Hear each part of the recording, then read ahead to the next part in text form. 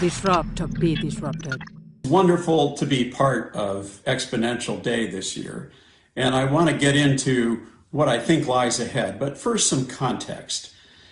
Before we begin, it's important to note that the tone of exponentials this year is rather different than 12 months ago. 12 months ago, you were all talking about exponential opportunities and exponential technologies. This is a different exponential moment this year, as we're reminded by the various exponentials coming out about the virus pandemic. And so keep that in the back of your mind, because this is actually a moment where the future is going to be defined as a race between two different exponentials, two different classes of exponentials. The exponential opportunities, which we're all very familiar with, but then also the exponential challenges, of which the pandemic is just the first. But having talked about the pandemic, another aspect is that the pandemic may not exactly be the bad news it seems to be, particularly when it comes to the challenges in Catalonia, the issue of over-tourism, the importance of creating new kinds of jobs and new kinds of social relationships. So that's the context. Now, the big issue is this. This pandemic has caused us to rethink physical place. And really, this is a moment we're going from place, physical place, to cyberspace, where we're all living at the moment and longing to be back in physical touch with each other. But this just is a way station on our way to something else. So keep that in mind. It's a shift from place to space to something else. And the hint of what that something else may be is in this photo, of course, of the Sagrada Familia. And I'll come back to that. But keep that in mind. That's our destination, to ask, what does place combined with space look like after this pandemic moment? Another exponential worth noting is that we always focus on the amazement at how fast, quickly things grow. And certainly the pandemic exponential grew much more quickly than anyone had hoped would happen. At the same time, there are other exponentials where the tail before the takeoff is extremely long. Here in Silicon Valley, I've noted that most ideas take 20 years to become an overnight success, except of course when they take longer. Consider video conferencing. This slide shows the first video conference test was in 1954 here in Palo Alto. And then in 1964 was the first commercial attempt at video conferencing, the AT&T picture phone, which was a spectacular failure. And think about how long the road was to 2020.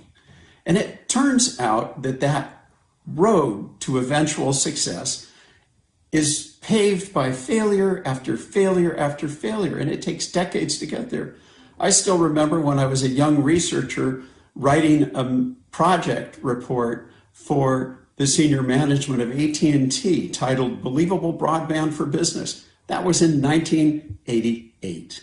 So the road to takeoff takes a long time, and it means there are lots of other technologies waiting in the wings that might either take a long time to take off, or they've been failing for a long time and we've ignored them, and now they're going to surprise us. But moving forward, we tend to mistake a clear view for a short distance. This slide shows an issue of PC Week magazine in 1983. Look at the headline, Desktop Video Conferencing, Edges Closer to Prime Time. That was 1993. Finally, in 2020, we got Zoom, and video conferencing went mainstream only because the pandemic forced us to. And by the way, imagine going back to those forecasters in the 1990s and saying, guess what, video conferencing, two-way video is going to come, but people are going to get it on their handheld mobile phones before they get it to their desktop. Keep in mind that technology is always terribly perverse and full of surprises, and this moment will be no exception. Now, pulling back to the context of the shift from place to space, communications for most of this century was what was implied in this General Electric General Telephone ad from 1954. Communications was synonymous with being a conduit, a magical pipe between physical locations. I could talk to you by phone, you could be in your home, I could be in my home. We were still separated, but we had this magical audio pipe. And of course, it became video as well. As time goes on, in the mid-1960s, we get Moore's Law. And Moore's Law has pretty much been driving all the innovations in this space ever since, and is continuing to drive the innovations that come ahead. The way to think about what Moore's Law plus the PC revolution and digital communications delivered is captured in this slide. Imagine that all of our interactions can be described on a 2x2 matrix of time and place. So the vertical axis is time, same time, different time. And the horizontal axis is place, same place, different place. Now, starting down at the lower left, think about your life before the pandemic. It's pretty much captured here. Same time, same place for business. That was conference rooms. They got support of whiteboards and then eventually all sorts of little electronic stuff. Go to the left. Same time, different place. Well, this is where video conferencing started working its way in and now has become the norm. Now, go up to the upper right. Different time, different place. That's life with offices in multiple locations and different time zones and asynchronous. And our main support in this space has been email and sharing electronic documents and the like. And then finally, way over to the upper left, which is different time, same place. That's shift work. It sounds exotic, but ask any firefighter, ask any police officer, ask anyone who works in a 24-hour-a-day operation. This is shift work. It is you work 9 to 5, the next person works 5 to midnight, and then there's the third shift. And in the case of a fire department, they actually share the same house, but at different times. So we've had this really rich landscape that's increasingly supported by technology over the last 20 years. But then in the mid-1990s, the web arrived and it disrupted things even further. This is an image of Tim Berners-Lee and his famous original memo outlining what the web was. And the result was this, that gradually communications changed from being a conduit to being a destination in its own right. The combination of Tim's invention of the World Wide Web and giving us a destination to go to, and also a word that was coined by Bill Gibson in his famous novel of 1984, Neuromancer, where he said, this is really interesting, that this technology is getting so rich and the bandwidth is so great that in effect it's becoming a destination. Let's call it cyberspace.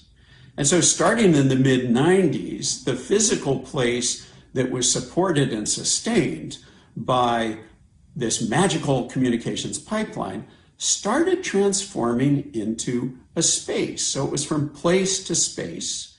Gibson gave us the word, rather grandly calling it cyberspace, which was pretty optimistic in the 1990s, but that's where we're headed, is towards a cyberspace. And what that started doing was dissolving the time-place equation that we were just talking about. So add 2 dimensions to this. Replace place with space. It's now same space, different space. And sometimes the space is a physical space, but very often the space is a virtual space, a Zoom conference space, or a shared workspace on the web.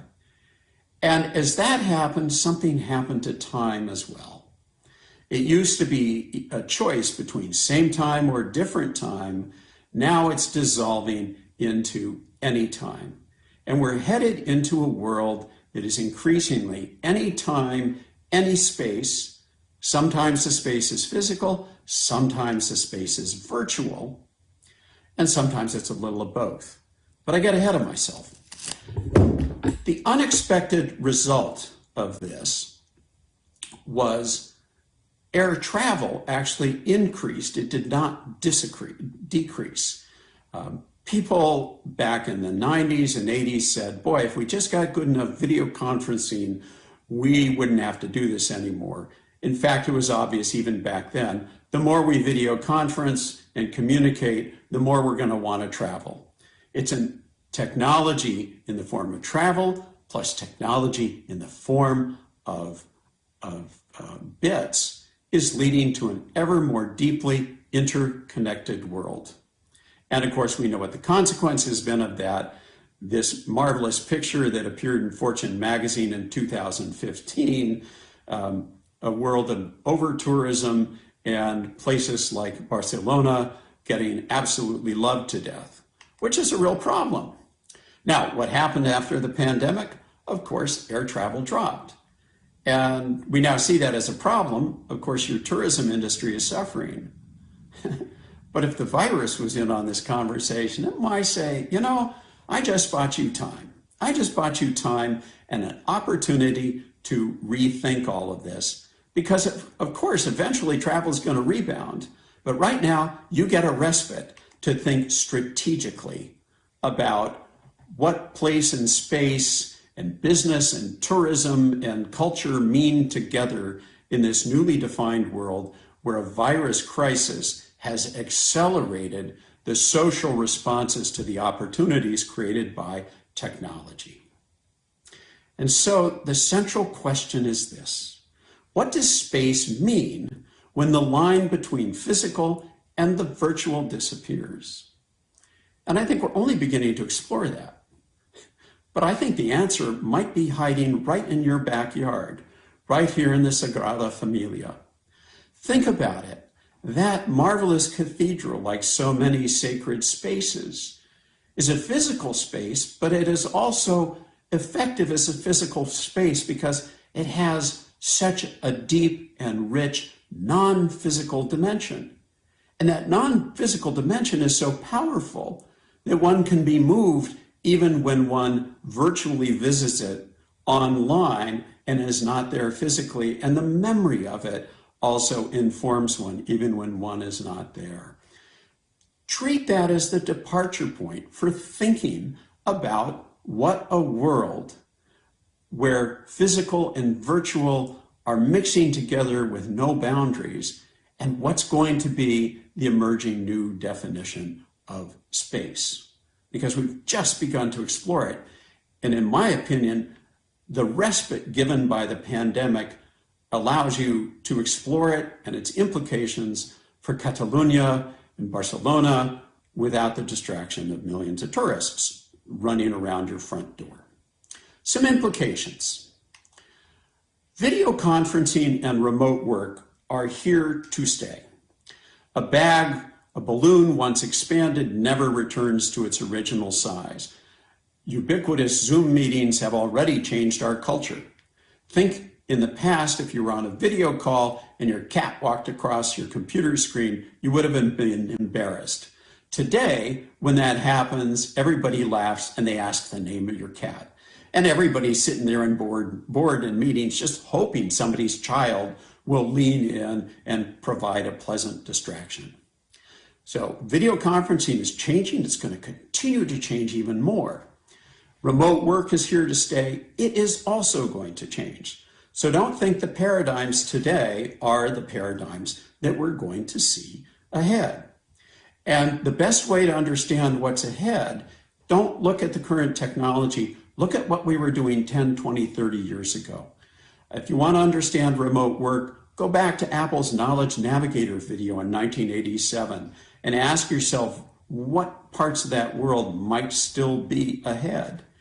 And in terms of social virtual realities, the next frontier is going to be immersive realities. That's why I have this picture up of the 1985 NASA VR headset, which, even though we have high quality headsets today, they're still not quite good enough. The next big change with social media is going to be immersive realities. And it's going to take a couple of years, but somewhere out there is a junior engineer who's going to come up with a surprise with immersive VR as social media, in the same way that the founder of Zoom walked away from WebEx and started Zoom, did something that even his employer couldn't figure out, but after the fact seemed terribly, terribly obvious. So that's the first implication. Video conferencing, remote work, here to stay, but they're going to change rapidly. Be sure you're part of that rapid change process of discovery. Another implication. What is the right size for a city? What's the right size for a region? And I think this slide captures the dilemma. It's a question of quality of experience, the vertical axis, versus size of the community. Way off at the left, a single person. Way off at the right, infinite. And there's a balance. Too few, you end up with loneliness, and you end up with scarcity because there's not enough resources to support the community. It's a world of scale inefficiencies. On the other hand, if you have too many people, then you get overcrowding, congestion, high cost. Think New York City, or think downtown San Francisco. This side is complexity inefficiencies. And I think this chart perfectly captures the dilemma facing every mayor and every governor on the planet is, how do we get to the peak on this Gaussian curve? How do we stay at the sweet spot? We want to be big enough that we have abundance, that we have rich community, we have rich culture, but we then don't want that to overshoot and end up getting literally loved to death because we've created such a wonderful space. Everybody else wants to crowd in and mess it up. New York in the 1960s, I hear, was a pretty neat place. New York today is not a place that any rational person would want to live in. So keep that in mind. And of course, that brings us to the last question. What about tourism? This is an image off the Piazza San Marco in Venice. Thank God Barcelona at its worst is still nothing like this. But this will be your danger when the pandemic subsides and all of that pent-up desire to travel and to explore gets fulfilled. Everybody is going to rush back to where they love to go. And one of the destinations they're going to go to is Barcelona. I leave you with two thoughts. Rule one, avoid monocultures. The problem with tourism is with more tourists come, you build more industry around tourism, and then all of a sudden your economy is dependent on tourism.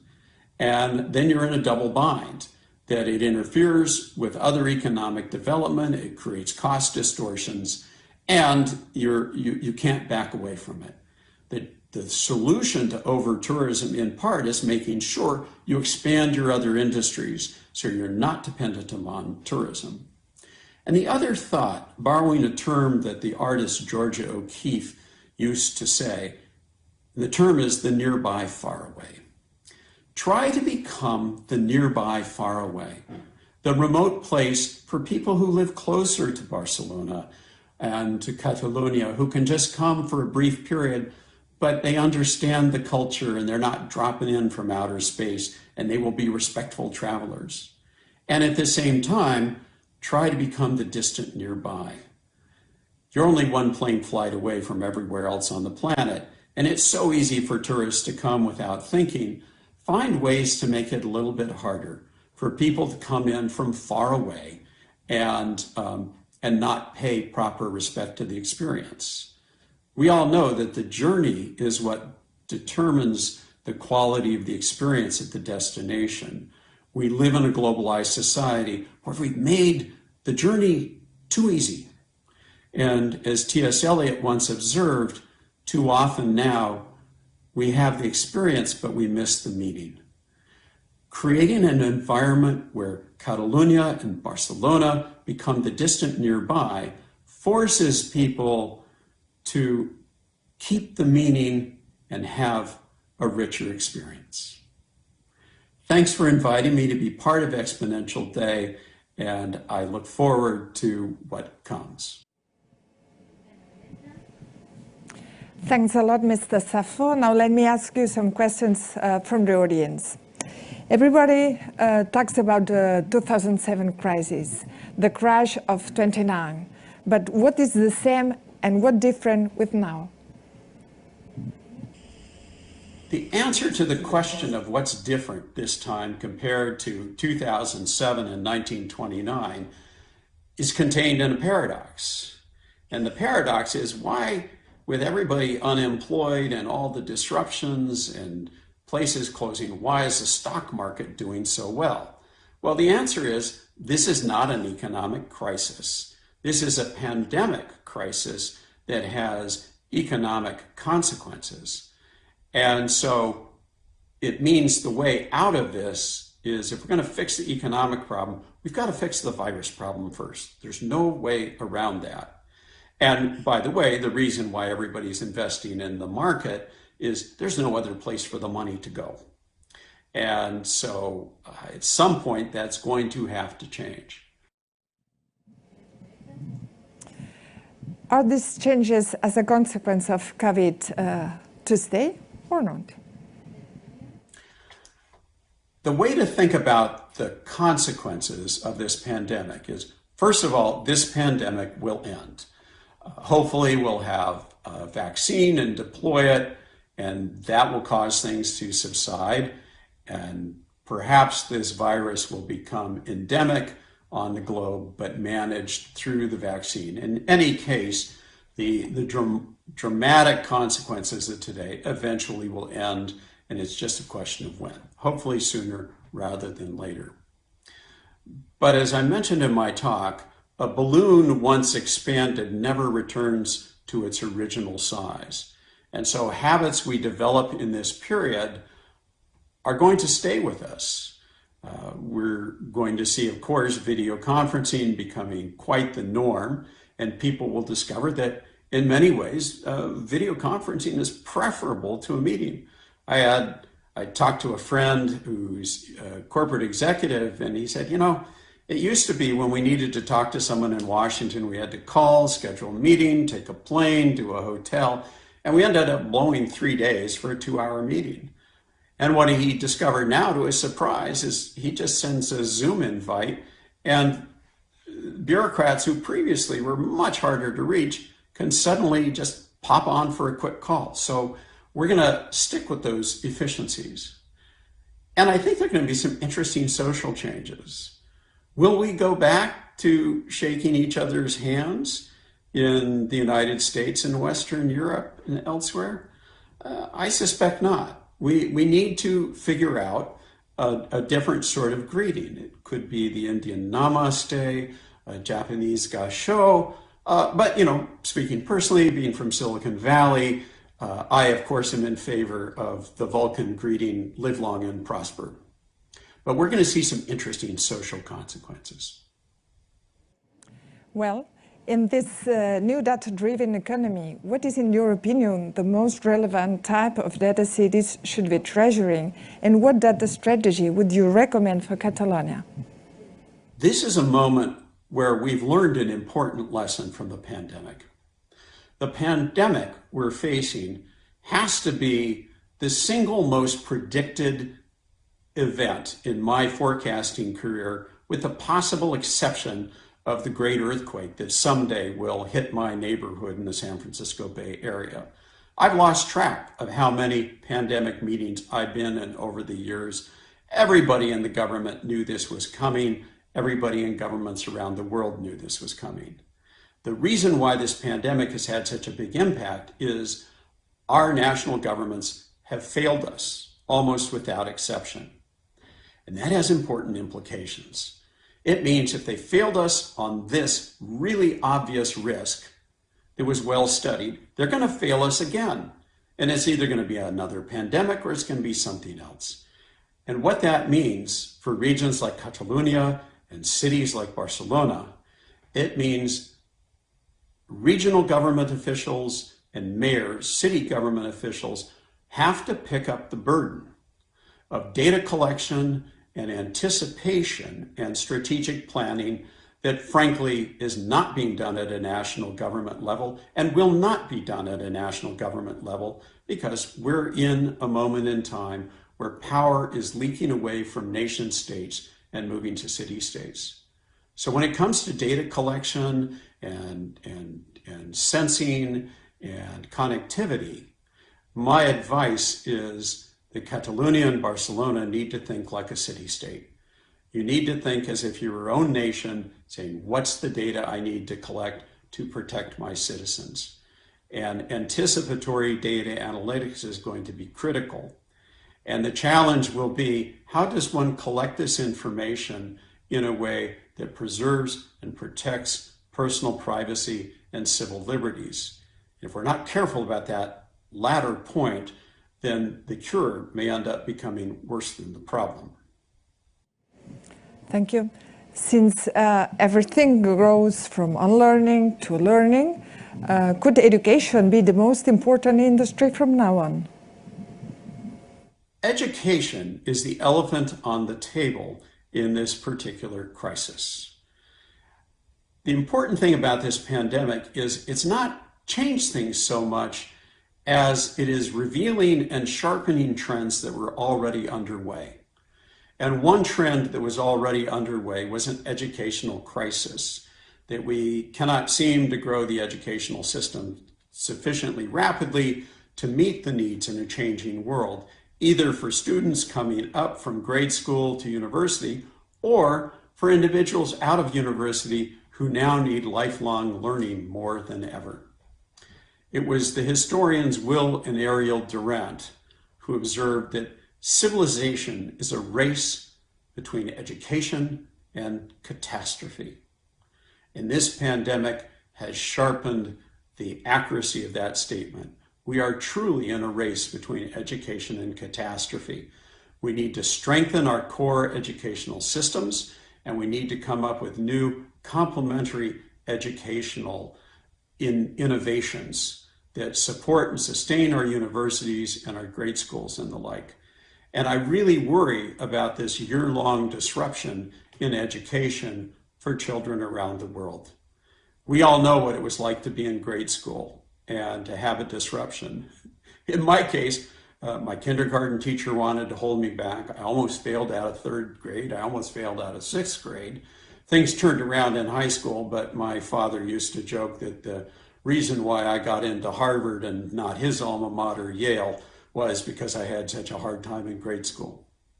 But all kidding aside, this disruption is going to require a lot of emergency repairs and attention to children whose lives, whose educational trajectories have been disrupted. And if we're not careful, I worry there are going to be a lot of people left behind. Finally, what about employment? In what sort of activities can Western countries create employment, and what sort of employments? That is absolutely the essential task.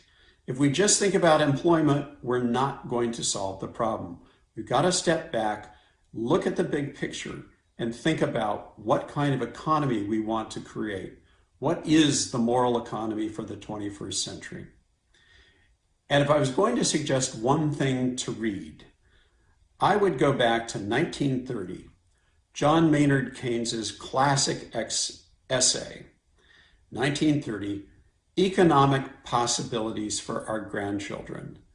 Even though it was written decades and decades ago, he more clearly than anybody after explores the question of how do we solve the central economic problem. The central economic problem used to be a problem of scarcity. Today, our economic problem is a problem of abundance. How do we deal with the unintended consequences of abundance? And the greatest danger in our society today is carrying scarcity thinking forward into an age of abundance. That is what creates poverty. That's what creates inequality.